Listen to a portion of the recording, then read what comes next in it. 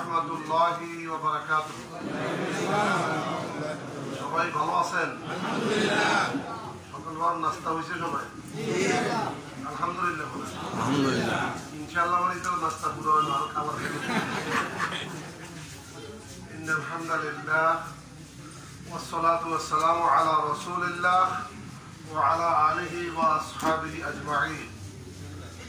فقد قال الله تعالى بالقرآن المجيد والفرقان الحميد: أعوذ بالله من الشيطان الرجيم.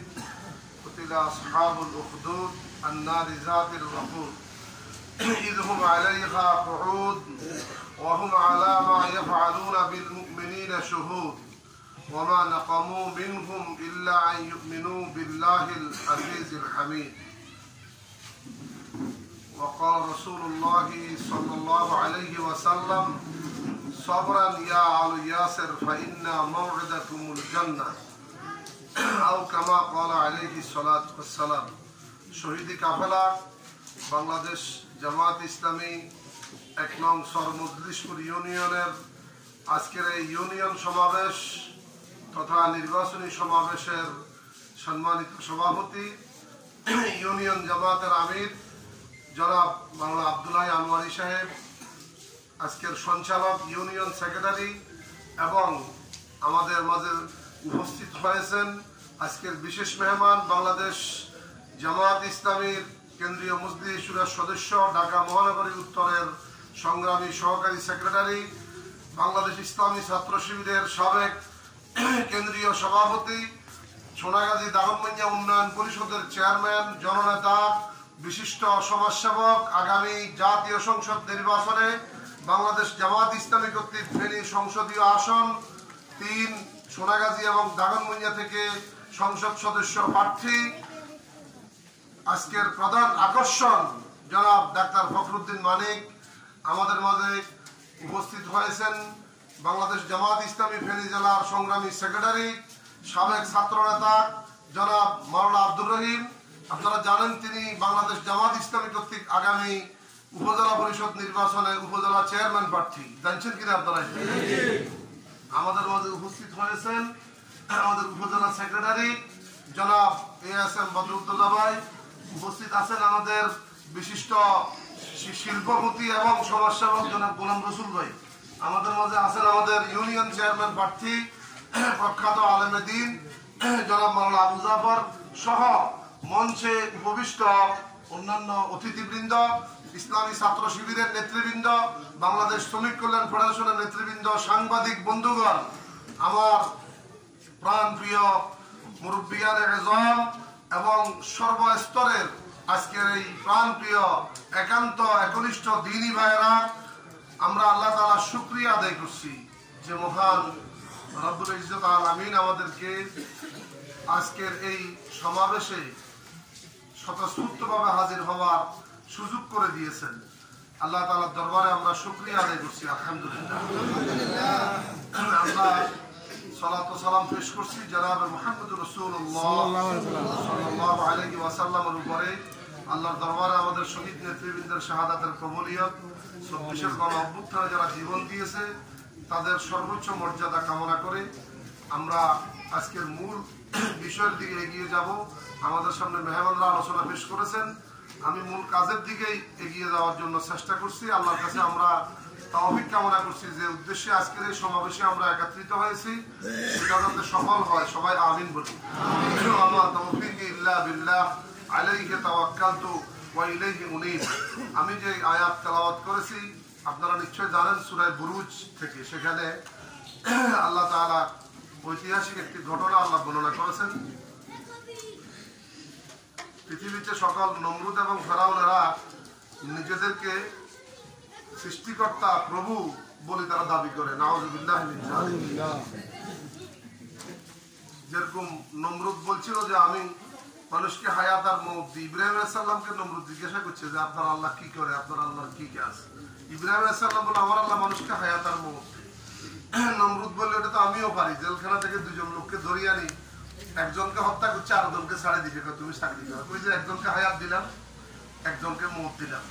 নাউযুবিল্লাহ বলবেন না?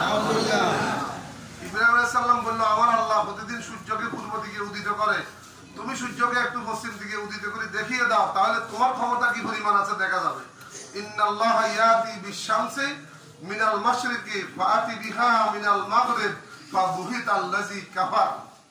কি নমরুদ কি পাচ্ছিল? তার ক্ষমতা সেখানেই শেষ।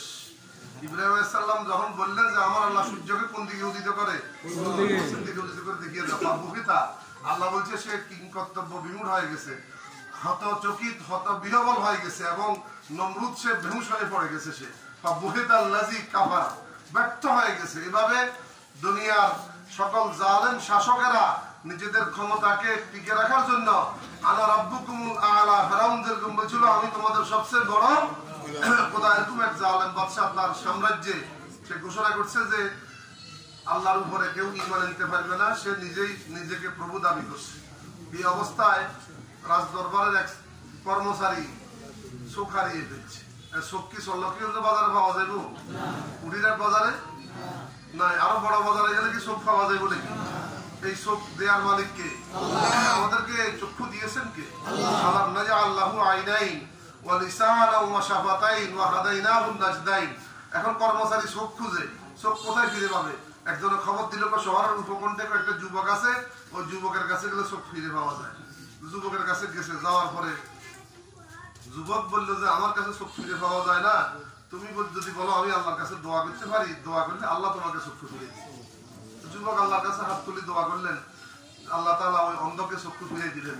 অন্ধ কর্মচারী রাজ দরবারে ফিরে আসার পরে বাদশা বললো যে তুমি চোখ দিয়ে কোথায় থেকে আসলে, তুমি তো অন্ধ ছিলা, চোখ পাইলে কোথায়?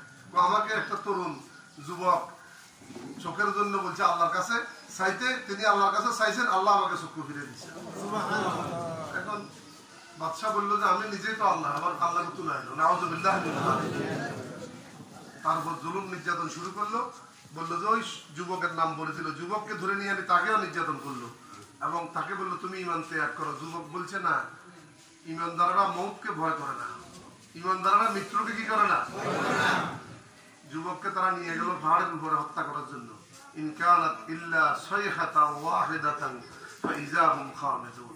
পাহাড়ের উপর যখন যুবককে হত্যা করার জন্য নিয়ে গেল, আকাশ থেকে একটা বিকট আওয়াজ হয়ে তারা সবাই যারা হত্যা করার জন্য নিয়ে গেছে স্ট্রোক করে তারা মারা গেছে। যুবক জীবিত অবস্থায় একেবারে সুস্থ অক্ষত অবস্থা আমার রাজ দরবারে ফিরে এসেছে। এখন এই অবস্থায় বাদশাকে কি করে? এটা তো কঠিন মৌলবাদী, শেষ করা তো যাচ্ছে না, কি করা? ওই যে সাগরের মধ্যখানে নেই, নৌকা করে তোমরা মিছিল করে যাও, সাগরের মধ্যখানে নেই, কারণ নৌকা ফুটা করে দিবে অথবা পানির মধ্যে ফেলা দিবে। সাগরের মধ্যখানে যাওয়ার পরে হঠাৎ একটা রিহান সরসরা প্রবল বেগে একটা বাতাস আসলো, দমকা হাওয়া। সাগরের মধ্যে ওই দমকা হাওয়া হাসি নৌকা উল্টি সব মরে গেছে। যুবক আবার সুস্থ অবস্থায় রাজ দরবারে ফিরে এসছে। এখন বাদশা বললো কি করা, এটা তো শেষ করা যাচ্ছে না। যুবক এই কথা শোনার পরে বাদশার কাছে খবর পাঠাইলো, আমাকে যদি হত্যা করতে হয় ফর্মুলা আমার থেকে নিতে হবে। এটা বাদশার ফর্মুলায় হবে না, রাজ দরবারের ফর্মুলা। কি ফর্মুলা? এরকম লক্ষ মানুষকে একত্রিত করতে হবে, হাজার হাজার মানুষের সামনে আমাকে আল্লাহর নামে গুলি করবে, আমি শহীদ হয়ে যাব। এটাই পদ্ধতি, এছাড়া কোনো পদ্ধতি নেই। লক্ষ মানুষের সামনে, হাজার মানুষের সামনে যুবককে গুলি করা হলো, একসাথে ওই যুবক শহীদ হয়ে গেল। আল্লাহর নামে গুলি করার সাথে সাথে সে কি হয়ে গেল?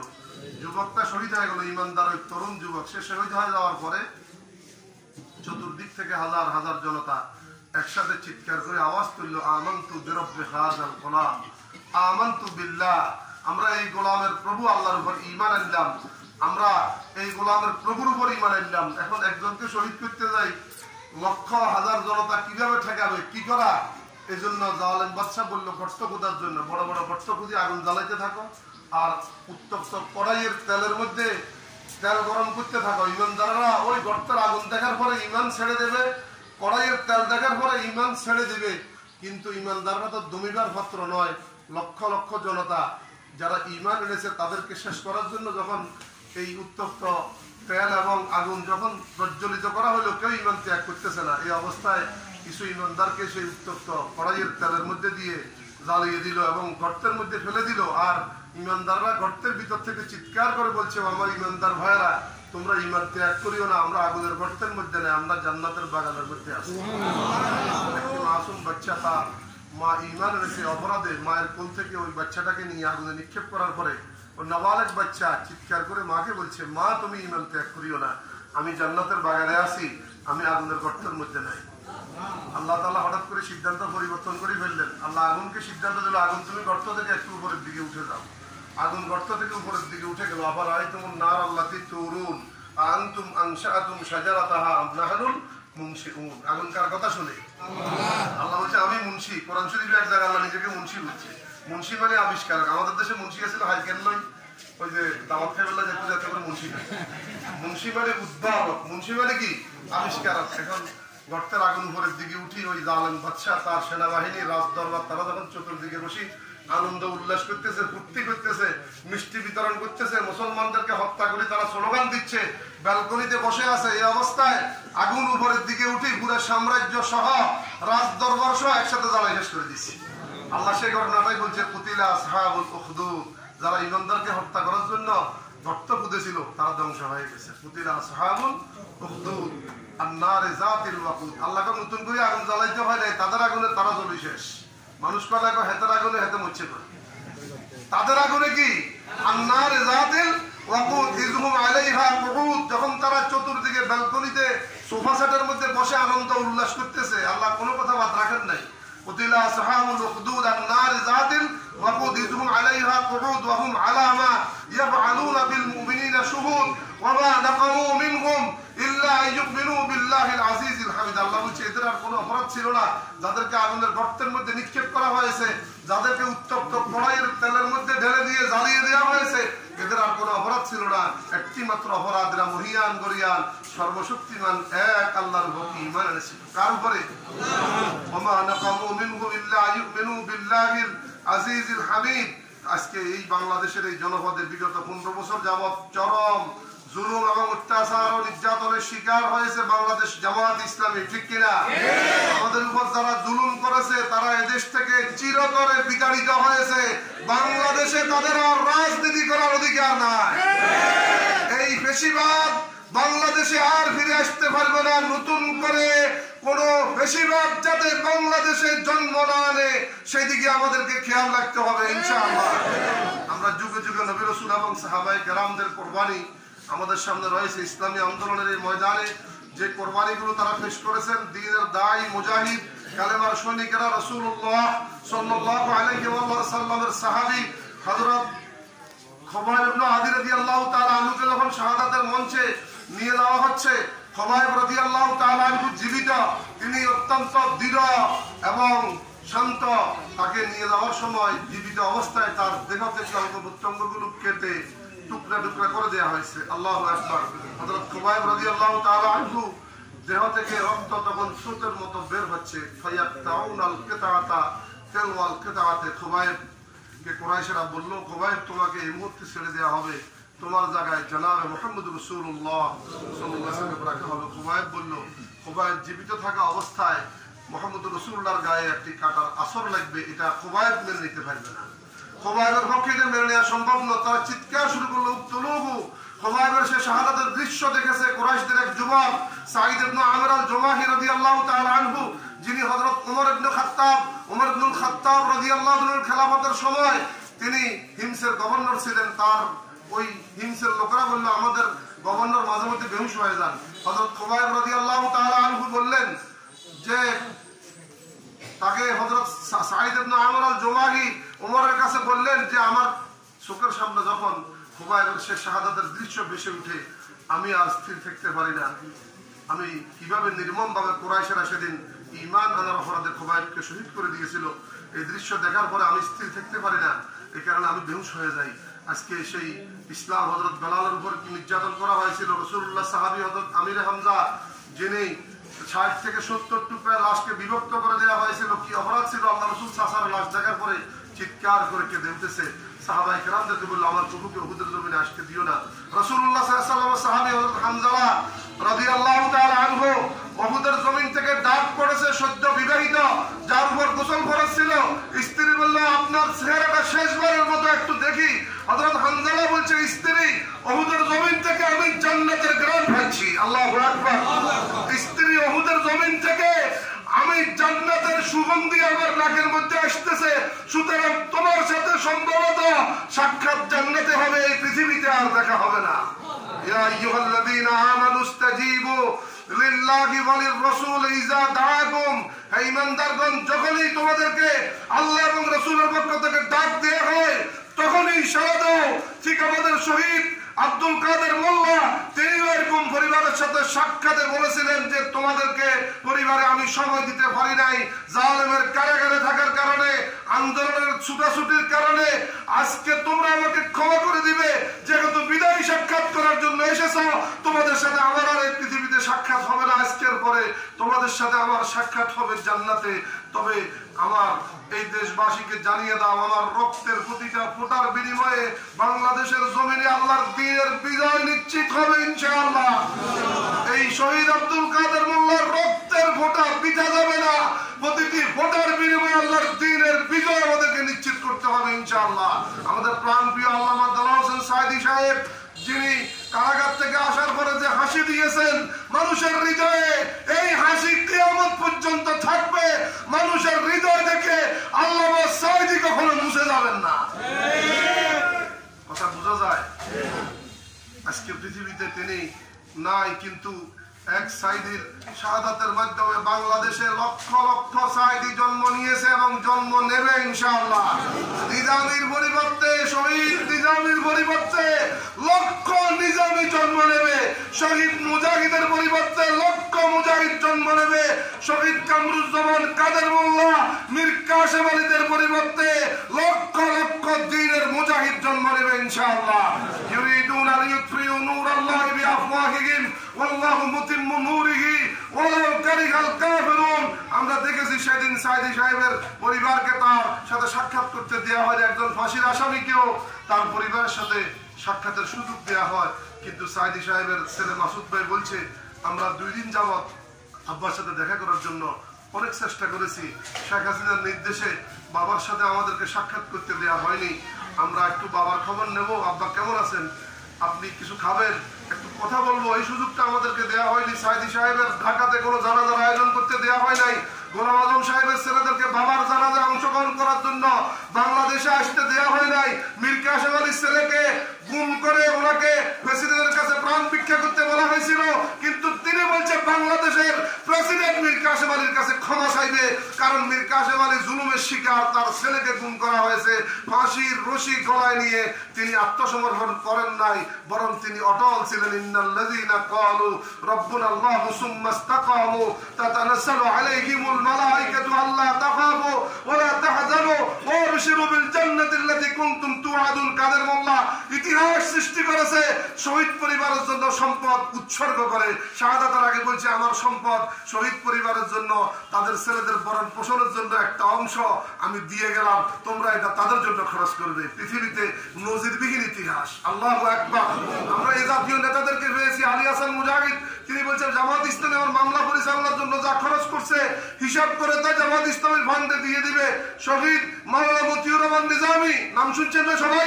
সেই শহীদ যিনি, আল্লাহ তাদেরকে কবুল করেন। ওয়াইয়াত্তাখিযা মিনকুম শুহাদা, আমি কিছু লোককে শহীদ হিসেবে কবুল করতে চাই যাদের নাম আল্লাহ যাদেরকে বাছাই করেছেন। তিনি শাহাদাতের মঞ্চে যাওয়ার সময় ছেলেকে বলছেন, বাবা আমি শাহাদাতের মঞ্চে যাচ্ছি, কিভাবে যাব?